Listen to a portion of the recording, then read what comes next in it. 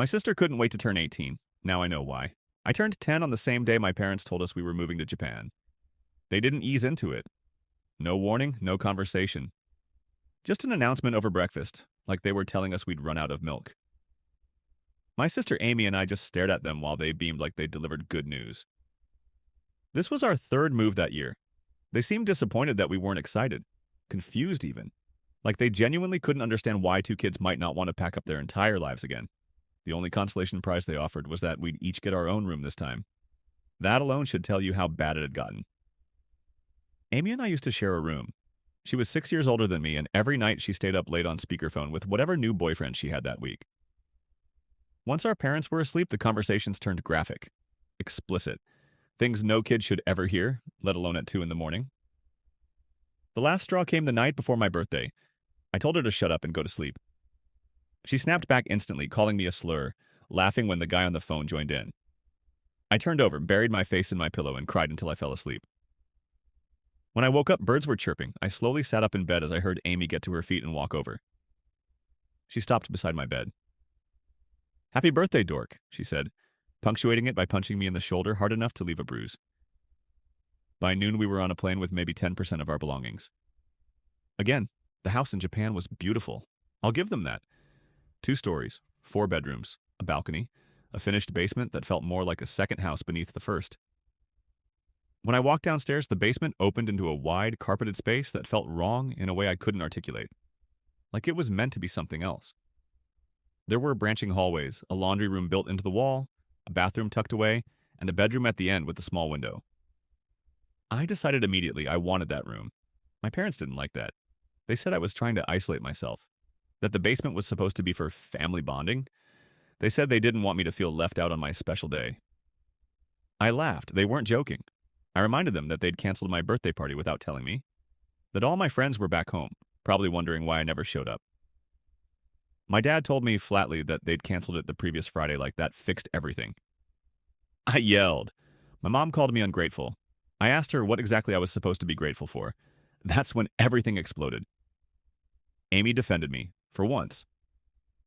She screamed at our parents for turning my birthday into another relocation. She told them they never thought about how this affected us. My dad said they had no choice. Amy said they did. She told them she couldn't wait to turn 18. That wasn't teenage rebellion. That was desperation. The truth was, this wasn't new.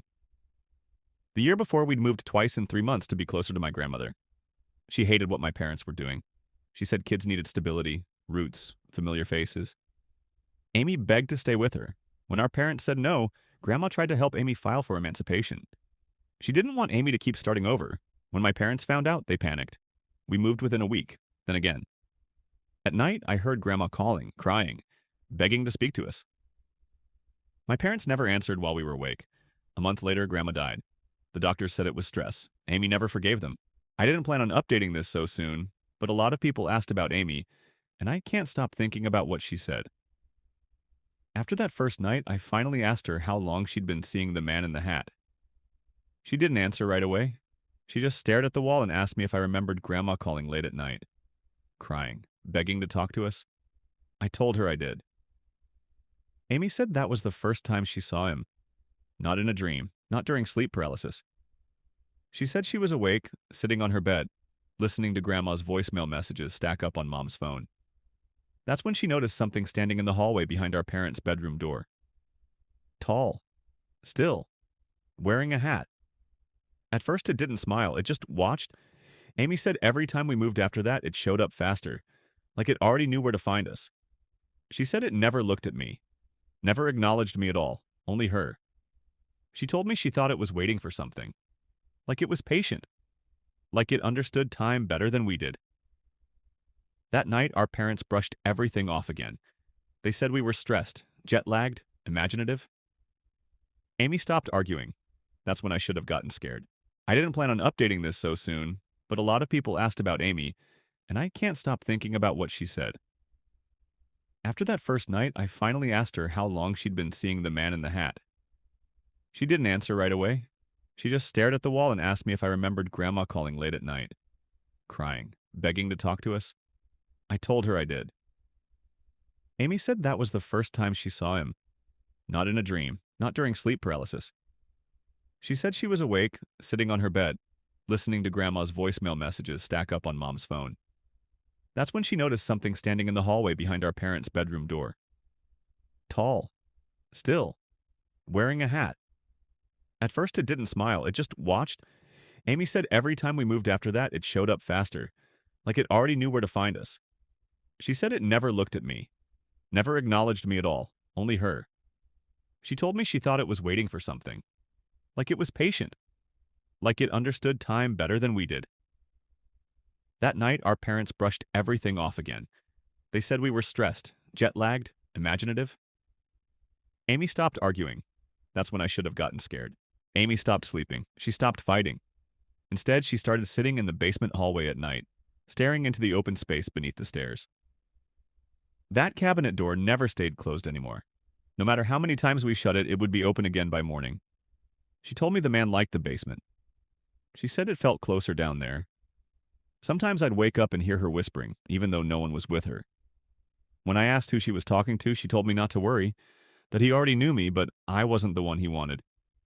She said he'd been waiting for her to turn 18. That's when things clicked into place in the worst possible way.